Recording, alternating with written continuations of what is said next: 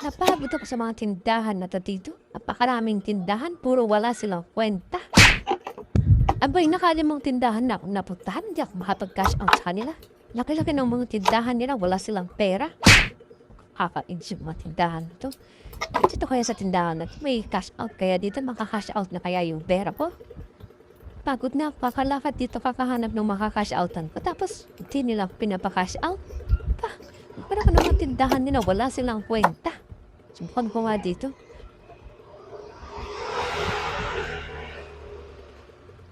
Be? Tao pa? Yes po. Ano po yun? May cash out ka ba dito, Be? Cash out? Opo, nagka-cash out naman po ako dito. Magpapa-cash out po ba kayo? Oo, magka-cash out sana ako. May pera ka ba? May pondo ka? Magkano po Ayaw ba mo kaya? ika-cash out niyo po, ate? 5,000. 5,000 lang naman yung ika-cash out ko. 5,000? O kaya Opo, ba? meron po.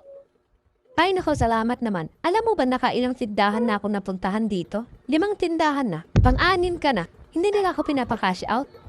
Wala silang kwenta. Laka-laka ng mga tindahan nila. Wala silang pera. Abay, 5,000 lang yung kina-cash out ko. Hindi nila ma-cash out. Bakit naman po? Abay, yawan ko sa mga tindahan na yun. Wala silang kwenta. Kalalaki ng mga tindahan nila. Hindi nila kayang tanggapin yung cash out ko.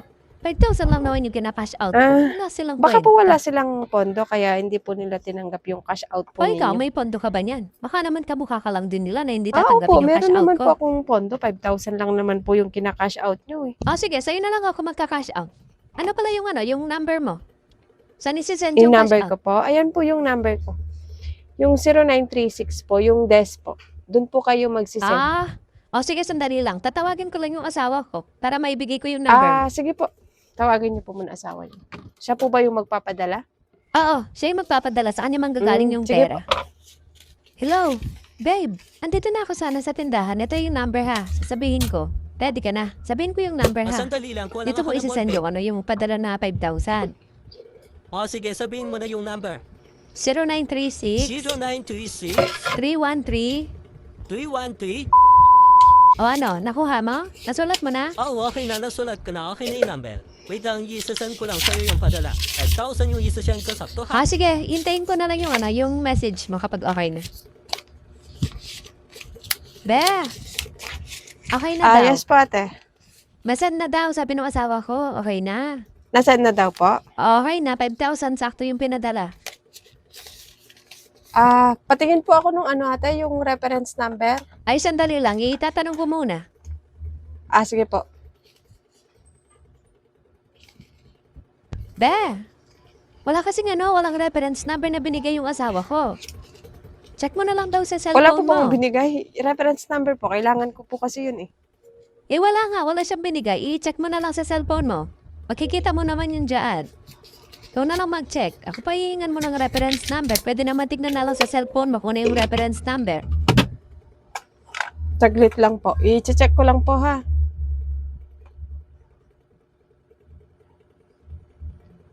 Magkano po yung sinend? Saktong 5,000 daw yung sinend. 5,000.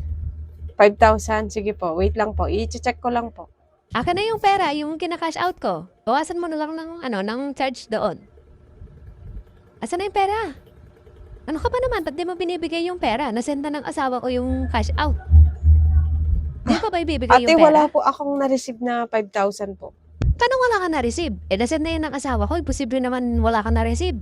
Nasend na nga daw eh. Wala po eh. Ito po, yung transaction history ko po, wala pong pumasok na 5,000 sa akin.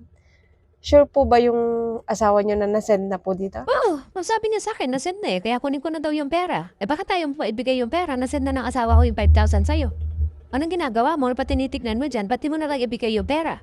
Okay na nga daw eh, sabi ng asawa ko. Ate, hindi po kasi nade-delay yung transaction ni GCash. Pumapasok po agad dyan once na nasend na po yung padala. Sabi nga ng asawa ko, nasend na daw yung pera. Bakit hindi mo pa ibigay yung pera sa akin ngayon? Ikaltas mo na lang yung charge doon. Ano pang hinihintay mo? Ba't hindi mo binibigay yung pera? Nasend na nga daw yung pera.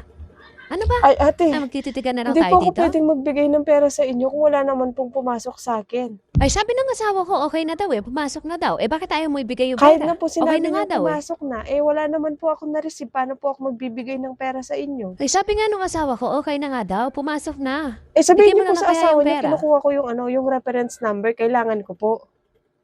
Eh wala nga ang reference number na binigay. Tignan mo na nga lang dyan sa cellphone mo. Ba't di mo na lang Te, kayo yung ibigay yung reference pera? number po, kailangan ko. Wala nga Kasi wala po reference talaga number. ako na-receive na 5,000. Paano wala ka na-receive? Ang sabi ng asawa ko, na-send na daw, tapos wala ka na-receive. Imposible naman yata yung Madali sinasabi lang mo. naman pong sabihin na na-send na eh. Eh, wala naman pong katunayan na na-send na. Asan po yung resibo, reference number? Wala naman po kayong maipakita sa akin. Paano ako magbibigay ng pera sa inyo? Sinabi nga ng asawa ko, na-send na daw. Okay na Hindi daw. po sapat na basihan yung sinabi sa inyo na na-send na. Resibo po yung kailangan ko. Wala pong pumasok sa akin. Imposibleng walang pumasok, na-send na nga yan, sabi ng asawa ko. Bakit na ayaw mong ibigay yung pera? Pag mo sabihin, pare-pareho kayong mga tindahan dito. Nagka-cash out yung tao, hindi niyo binibigay yung pera. Wala Ayan kayong po siguro kwenta. yung dahilan. Kaya hindi po kayo kinakash out ng mga tindahan na napuntahan nyo. Pang-anim na tindahan na ako. Eh malamang hindi rin po kayo makakapag-cash out sa akin kung wala po kayong pinapakitang resibo sa akin na nasend na. Lalo na wala naman pong pumasok sa akin na 5,000. Paano ako magbibigay ng pera sa inyo? Habay isa ka pang walang kwenta. Sinabi na nga ng asawa ko na nasend na yung Gcash. Ano pang hinahanap ang resibo? Nasend na nga daw. Nasend na. Hindi mo ba Eh, naiintindihan yung hindi nasend po na? sapat yung salitang nasend na. Kailangan po namin ng katunayan na nasend na. Eh ayaw nyo naman pong magpakita ng resibo dito. Paano ako magbibigay ng pera? Ay nako, para-pareho kayong mga tindahan dito, puro wala kayong kwenta. Sinabi nang nasend na yung pera, ano pang hinahanap nyo? Ano pang resibo yung hinahanap nyo? Nasend na nga yung pera, hindi mo pa naintindihan. Ba't di nga na lang kasi Ano ba ibigay yung naman yun, pera? Ibigay mo na lang kasi yung pera. Te, resibo lang yung hinihingi ko. Reference number. Ano po yung reference number? Kung walang resibo, yung reference number na lang po. Hay nako, sandali ka nga, tatawagin ko yung asawa ko. Anong hinahanap mo sa akin? Pwede mo namang ibigay Sige na po, yung pera. tawagin niyo po muna yung asawa niyo kasi kailangan po yung reference number. Hello? Hindi ko makuha yung pera, nanghihingi ng reference number. Walang nakalagay na reference number. Sabihin mo, nasend na. Imposible pong walang reference number yung ano. Kung na-send na, nandun po yung reference number. Eh wala nga daw reference number yung ano, walang reference number lang dumating. Sige po, ganito na lang. Sabihin niyo po sa kanya, isend niya po sa inyo yung mismong screenshot na nandun na po yung padala. Na nandyan nakasend sa number ko, 5,000 at yung reference number. Wala nga daw siyang reference number. Resibo na lang po, ganun na lang po.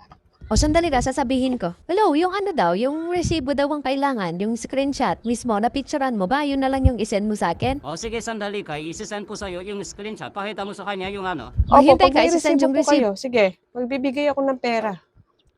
Basta may pumasok sa akin, ha? Sige lang, maghintay ka lang sandali. Wala pa yung ano, hindi pa sinend ng asawa ko yung resibo. Pag pinakita niya itong resibo na to, isaksak mo sa baga mo ha. Ayaw mo pang ibigay yung pera, sinabi lang na senda. Oh, ito yung resibo, pinadala Saan po ng yung asawa resibo, te? ko. Ito, 5,000 des. Oh, tama naman po. Pero hindi pa po yan nasisend. anong hindi nasisend? Ayan na Kaya nga po yung pala hindi resibo. kayo makapag-cash out. Hindi pa po nasisend. Kahit sa ibang tindahan siguro, ganyan yung ginagawa nyo. Paano kayo makakapag-cash out kung hindi pa nasisend?